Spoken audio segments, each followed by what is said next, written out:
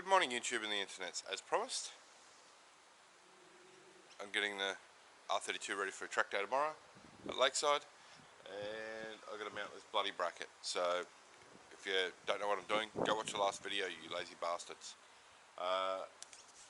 Let's get started.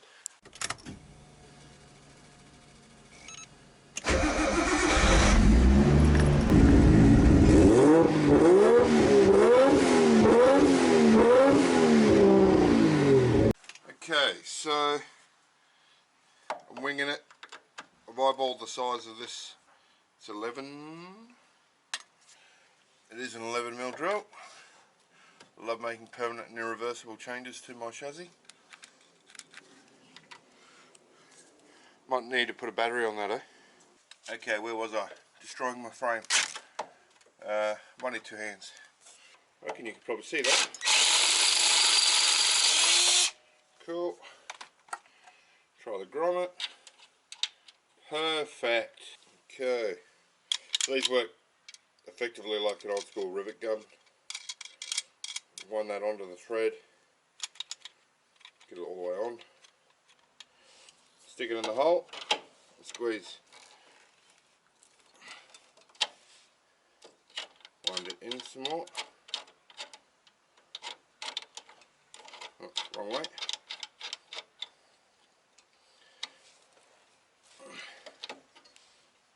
Squeeze, rotate, squeeze, rotate.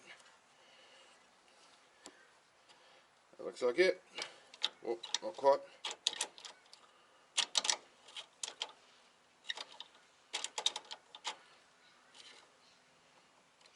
Okay, it's not in enough. It's wanting out of here. God damn it.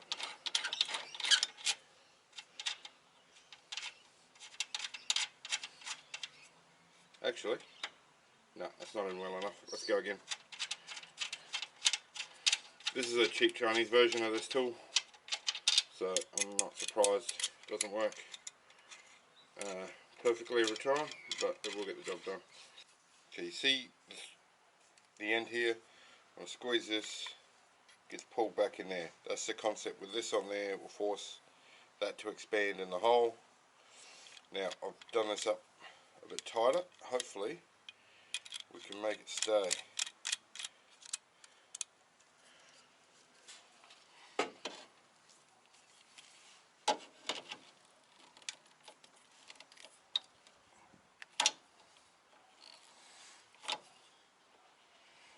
In theory, you wind that in.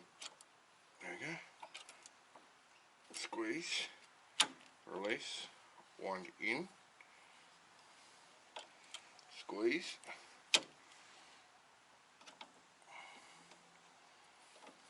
So, I found out how to fix this, right? What you got to do is fucking throw that trash away and go and buy a new one. This is like 130 bucks, much sturdier construction. That one has served its purpose. It was like 30 bucks eBay special, but this one will be more sturdy and be of use to me right now. Okie dokie. Now with the new gun,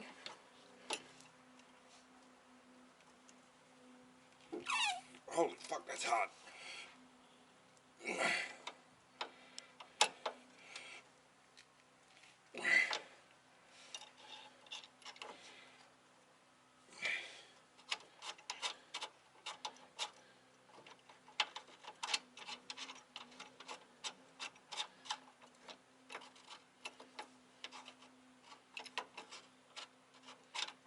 Things unwinding inside it.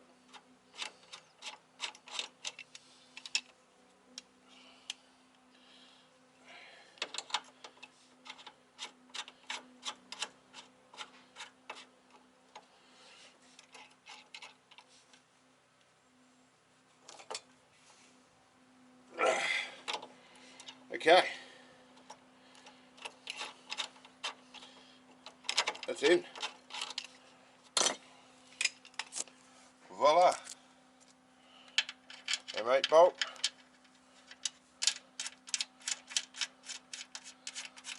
Should probably point it at the work.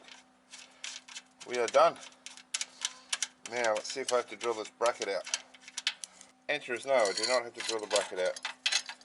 But let's get this one in first, because it's a bit tighter fit. Lovely. Where's my smaller bolt? Oh, it's in the hole. So, bracket installed. Ready to move forward in life. That was a waste of an hour and a half. Playing with the other one, it was broken. Now, where's everything else I need? Okay, with our bracket freshly installed, I should be able to put the intercooler in. Slip it up like that. Get in that way a bit. And that'll sit there while I install the top bolts. The intercooler is effectively installed, and I've got my brackets for the splitter. Okay, bolts out of the top of the intercooler. Put two mounts on the side. One there.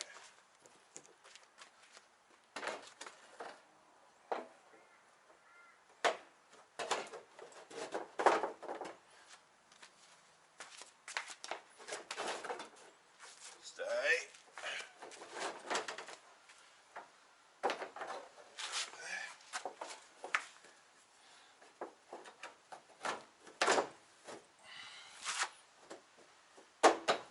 Now, release the bottom, get it under the intercooler.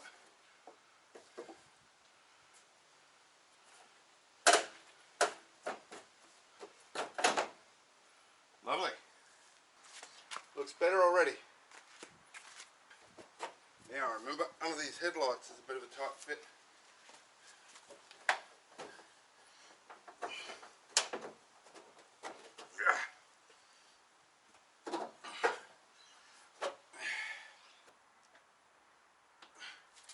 Pinned on that corner.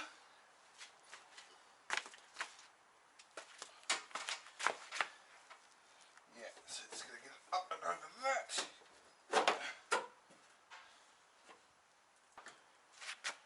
Pinned on the two corners. I don't remember it being this hard. And again, I probably had an easier way to do it all, and I've forgotten that.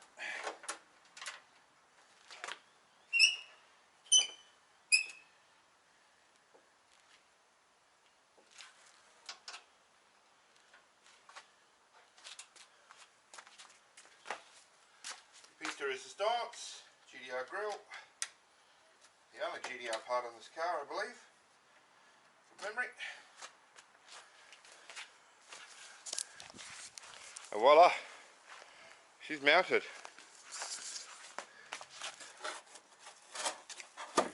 Toe strap. So on the corners here, there's another little bracket in there with a ribbon nut on it for these. It's effectively held in. The bar's only held on really in the 2 points.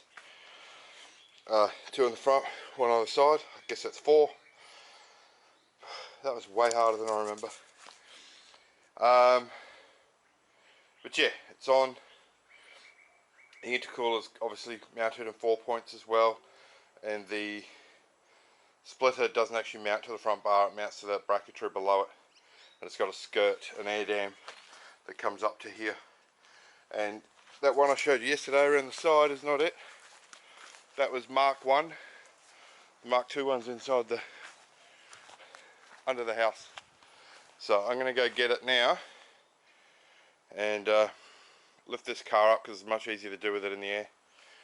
There's a splitter leaning on the trailer because I had to hose it down because it actually wasn't inside, it was sort of over in my tyre stack at the front.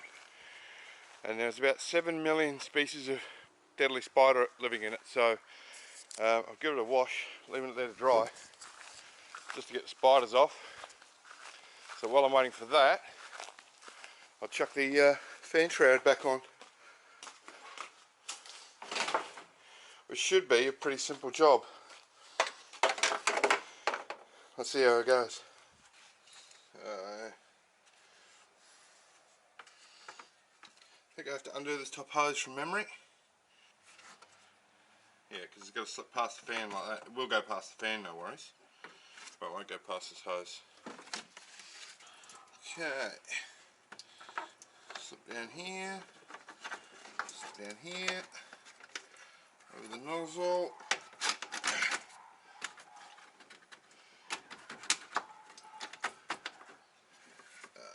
Pass this bloody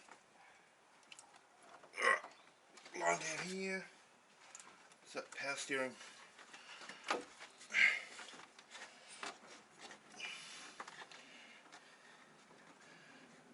Where's the space, mate? Come on.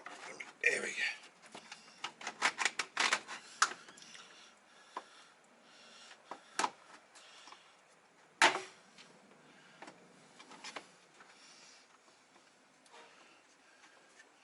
Probably should have taken that bolt out first. I do have a pan underneath catching that coolant. You son of a bitch, where did that go? Oh wow.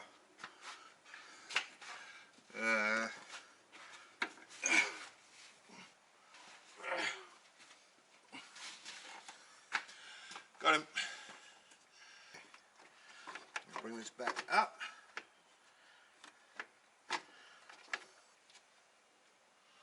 One.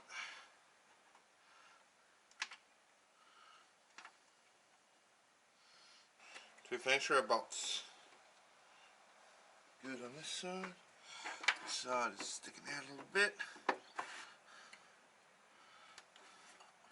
I think a zip tie won't fix. I have to get under there to do the split up. So I hope that container caught pretty much all that coolant. If not, I'm going to get very, very wet back.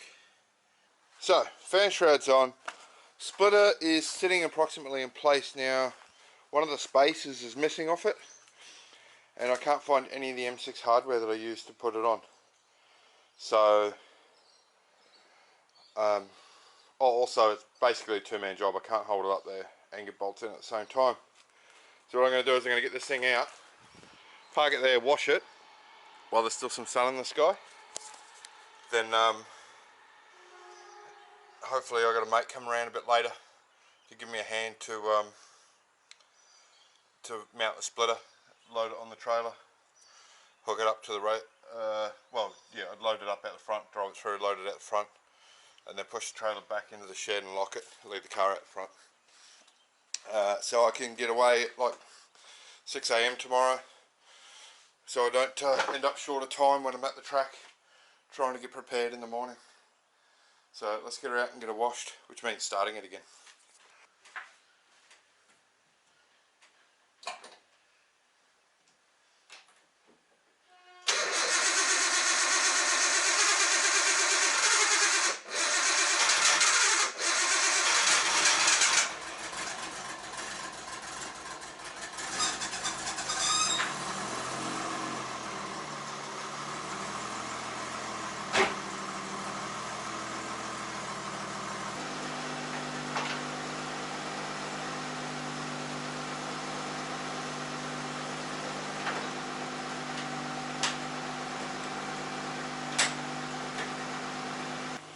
So off camera, while I wait for this to warm up, what I've done is topped up the coolant, checked the oil, emptied the catch can. There was like 20 ml of a 50-50 mix of fuel and oil in the catch can. Yeah, fuck all in it. It smelled more like fuel than oil. So it might be a little bit of blow-by. We'll see what happens. I haven't done a comp test yet, but I mean, let's do it. It runs mint, so I'm not thinking that's a problem. So once she's warmed up, I'll roll her out here, get her clean, we're ready for the event. The other thing I did before rolling her out was put air in the tyres, 30 psi cold all the way around. It'll be way too much pressure tomorrow, but I can always pull it out as the tyres come up to temp as opposed to putting it in. And now we'll get the gurney out, I'll give it a rinse, then I'll foam it, then I'll wash it off, just all with the gurney. It won't be a perfect clean, but it'll be tidy enough to present at the track. And then if my mate comes around later, I'll fit the splitter. Just a quick rinse later, it's already infinitely better. But now I'll put the foam on, give it a foam up, and then rinse that off, and we'll be nice and clean.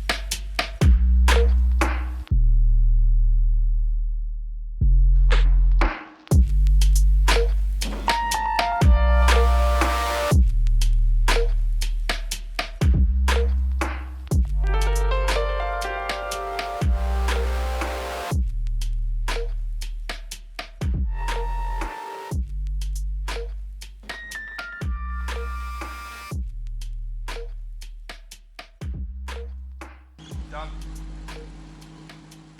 So let's have a look at what she looks like now.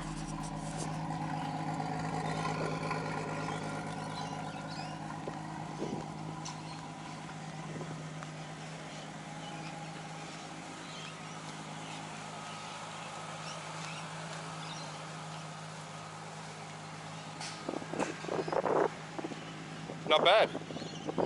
Not a bad result for 10 minutes work. It's not a show car, it's never going to be, but it's at the point just of that if you actually did a decent detail, it would be an extremely clean looking car. I'm not worried about rubber, you know, it's just going to keep throwing rubber on the paint because it's a track car, it's not a fucking show car. But all the animal shit's off it, all the spider webs are off it, and that's the important bit.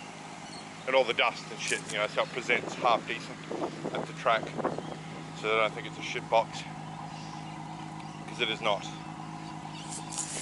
Alright, well, I'm going to pack up my shit and see what time my mate's coming here to mount the splitter. Get the trailer ready.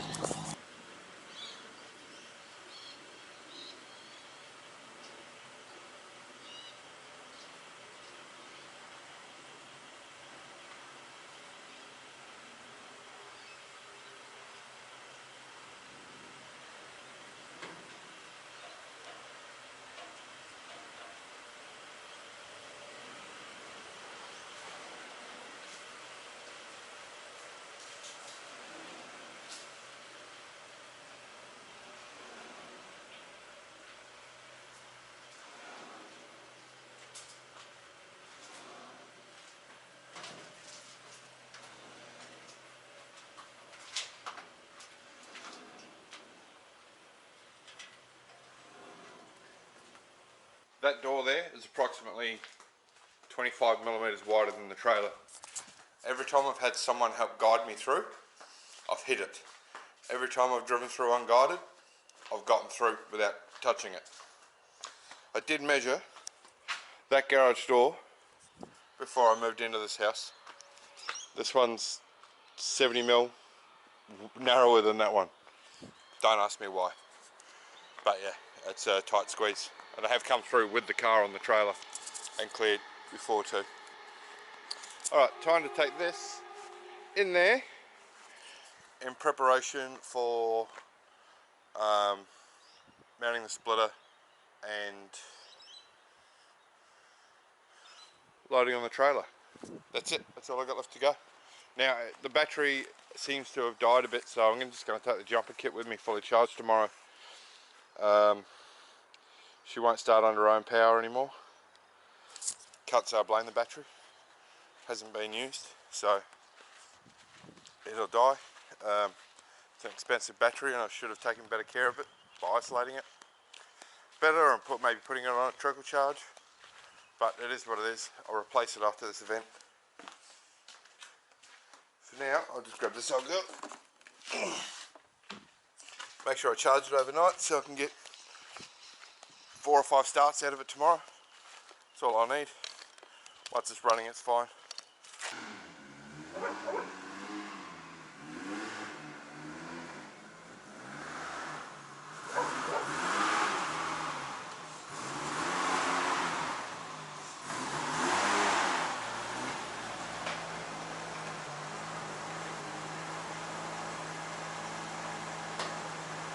Well, YouTube and the internet, it would appear that mate's fallen through. I'm not going to be able to mount the splitter. It really is a two-man job because you've got to hold it up, span such a large area and try and get bolts in. I'm not racing for time, so it's not going to kill me. I'll just be a little bit more understeery than I would otherwise. I will soften the dampers a bit on the front. Try and compensate a little bit for that. Maybe take a little bit of wing angle at the track on the rear. But that's not what it's about tomorrow. It's about just running it at full noise and making sure it survives. But yeah, so I'm just going to load her up onto the trailer and have a few more beers after that. Yeah, so enjoy your evening and I'll see you tomorrow on the track.